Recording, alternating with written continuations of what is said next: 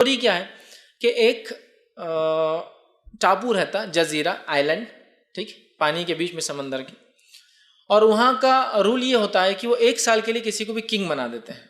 कोई भी यूथ नौजवान को लेते हैं, बोलते चलो अब तुम्हारे बादशाह हैं, 1 साल जो तुम बोलो हम वो करेंगे। 1 साल जो वो नौजवान बोलेंगे, समझो आपको बना दिया गया, आप जो बोले 1 साल आपकी फरमाइश पूरी। लेकिन वो 1 साल बाद क्या करते हैं, एक दूसरा टापू है, दूसरा एक आइलैंड है, 1 ईयर के बाद उस किंग को उतार के एक नया किंग नॉमिनेट कर लेते हैं, उसको चढ़ा देते हैं थ्रोन पर, ठीक है, सिंहासन पर, और इसको ले जाकर उस आइलैंड पर छोड़कर आ जाते हैं।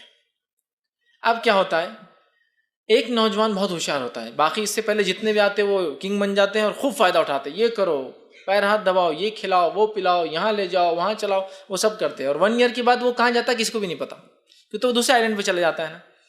तो ये एक यूथ रहता है, एक नौजवान रहता, होशियार रहता, वो समझदार रहता। जब उसको वो किंग बनाते तो बोलता कि सबसे पहले किंग बनने के बाद मुझे वहाँ ले जाओ, वो सेकेंड जो आइलैंड है, ताकि जो यहाँ से 1 साल के बाद जो जाते हैं वो कहाँ जाते हैं, उनका क्या होता है, वहाँ ले जाओ मुझे पहले। जब वो सबको जहाज में बिठाकर वो आइलैंड पे ले जाते हैं, क्योंकि अब वो तो किंग है, उसने जो बोला सुनना पड़ेगा। जब उस आइलैंड पर जाते हैं तो होता ही है, तो उस आइलैंड पे होता ही है कि जब वो वहाँ जाते हैं तो वो सारे लोग मरे हुए, उनके कंकाल, उनके स्केलेटन पड़े हुए होते हैं, क्योंकि वो आइलैंड जो रहता है वो गैर आबाद रहता, वहाँ कोई इंसान नहीं रहता, ठीक, कोई सिविलाइजेशन नहीं, कोई ह्यूमैनिटी नहीं। अब होता ये कि वो आइलैंड पर जब वो जाते हैं तो वो सारे लोग मरे हुए, उनके स्केलेटन्स वो पड़े हुए, जंगली जानवर, और पूरा आइलैंड जो कोई एक भी इंसान नहीं। तो अब ये नौजवान तो होशियार रहता, पहले तो वहाँ जाके देख लेता, फिर वो आता वापस अपने दूसरे आइलैंड पे जहाँ का किंग रहता हो, और वहाँ से बैठकर बोलता वो पूरे आइलैंड को साफ करके गार्डन बनाया जाए वहाँ। तो ये लोग पूरे बोलते अब तो किंग है, मानना तो पड़ेगा इसकी बात, 1 ईयर के लिए तो हर चीज़ सुनना है। वो जाके वहाँ उसको बाग बनाते, बोलता नदियाँ निकालो, उसमें अच्छे से जानवर ला के छोड़ो, सब ख़राब जानवरों को जो है मार दो, और उसमें पाउंड्स बनाओ अच्छे अच्छे, और वो सब करो, और एक घर बनाओ, एक महल बनाओ, और ये करो, वो सब कर दे। चूँकि 1 ईयर तक इसकी सुनना है। जब 1 ईयर का इसका टाइम एक्सपायर हो जाता है किंगशिप का, तो इसको ले जाके फिर कहाँ छोड़ देते, उस आइलैंड पे जिस पे उसने इस आइलैंड पे रहते 1 ईयर में उस आइलैंड को तैयार कर लिया था। समझ रहे? अब देखिए, इससे पहले के जो नौजवान थे वो क्या करते थे, इस आइलैंड पे रहते थे, 1 साल मौज मस्ती करते, अगले साल कहाँ चल जाते, फिर उस आइलैंड पे जहाँ उनको जानवर खा जाते। ये नौजवान बहुत होशियार था, इसको मालूम 1 ईयर ही अपने लाइफ का है, जितना फ़ायदा उठाना है उठा लो, और 1 ईयर में यहाँ रहते हुए वो उस आइलैंड को तैयार कर लेता है जिसपे अल्टीमेट जाके उसको रहना है ना।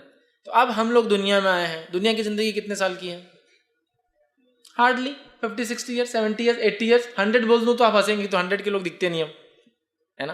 तो समझ लीजिए, आप सल्लल्लाहु अलैहि वसल्लम फरमाया क़यामत से पहले मेरी उम्मत की उम्रें 60 से 70 साल रहेंगी। एवरेज एज हमारे लोगों की, इस जनरेशन की जो गुजर रही है, ये 60 to 70 ईयर्स के बीच में रहने वाली, इससे ज़्यादा हम लोग नहीं, एवरेज एज। कुछ लोग 80 एक्सीड कर जाएंगे, तो कुछ लोग 40 में भी चले जाएंगे दुनिया से, ठीक है। तो आप बताइए, वो पहला नौजवान जो पहले थे कहीं आकर गए, और जिन्होंने जब रहे फ़ायदा उठा लिया, उधर का नहीं तैयार किया, और वो नौजवान जिसने यहाँ रहते वहाँ बना लिया, दोनों में से अक्लमंद होशियार कौन है? वो फर्स्ट जो पहले खूब 1 साल तक हुकूमत की और बाद में मर खप गए तो उनको ले जाके जानवरों में छोड़ दिए, या वो सेकेंड यूथ जिसने क्या किया, यहाँ रहते वहाँ बना लिया, सेकेंड यूथ, है ना। तो वैसे ही हम लोग भी दुनिया में आए हैं एक लिमिटेड टाइम स्पैन लेकर। आपको और मुझे कितना अलॉट किया गया है, एक तो मसला ये कि मालूम नहीं, मालूम होता तो एटलीस्ट हम आखिरी टाइम पे तौबा हुआ करके अच्छे काम कर लेते थे। अननोन। अच्छा, यहाँ रहते हुए अगर वहाँ की तैयारी नहीं करे तो क्या होता, फिर वो पहलों के जैसा हाल हो जाता, यहाँ से निकले कि वहाँ जहन्नुम में चले गए। लेकिन अगर वो सेकेंड यूथ जो होशियार रहता हो, नौजवान जो यहाँ रहते वहाँ बना लेता, और यहाँ भी फ़ायदा उठाता और वहाँ भी फ़ायदा उठाता, तो हमको वैसे बनना चाहिए ना कि दुनिया में रह ले और खूब अच्छी ज़िंदगी गुजरे, और वहाँ भी पहले से तैयारी हो जाए कि जब वहाँ शिफ्ट हो तो वहाँ पहले से मरने के बाद सब फरिश्तों ने बना के रखा हो कि भाई ये आने वाला है, इसलिए कि अच्छा इंसान था ना, पहले से तैयारी कर लिया।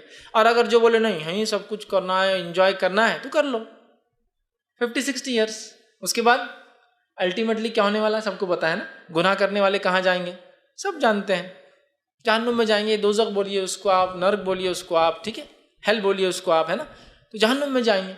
अच्छे काम करने वाले कहाँ जाएंगे, जन्नत में जाएंगे, है ना। जन्नत का माना होता है बाग, बागों में जाएंगे, और जन्नत ऐसे बाग होते हैं जिसको किसी ने देखा नहीं, इसीलिए जन्नत से लफ्ज़ निकलता है जिन, उसको हम देख नहीं सकते ना, इसलिए कि छुपी हुई चीज़, ऐसा बाग जो छुपा हुआ है वो एक दिन हमको बताया जाएगा, डिस्क्लोज, छुपा हुआ गिफ्ट है वो। ओपन गिफ्ट नहीं कि आपके पापा पूछ रहे कौन सा होना ले लो, वो उन्होंने ढक के लाए, फिर आपको दे रहे तो वही था जो आपको चाहिए था, आप खुश हो जाते हैं, है ना, वही जन्नत है। तो वो पाने के लिए क्या करना पड़ता है, यहाँ की लाइफ में कुछ स्ट्रगल करना पड़ता। तो पहले तो आप बड़े हो चुके हैं, अब और 10 ईयर्स है, आप पे बहुत सारी जिम्मेदारियां हैं, आपको समझदारी से काम लेना है। आइए आपकी एज का इंपॉर्टेंस क्या है,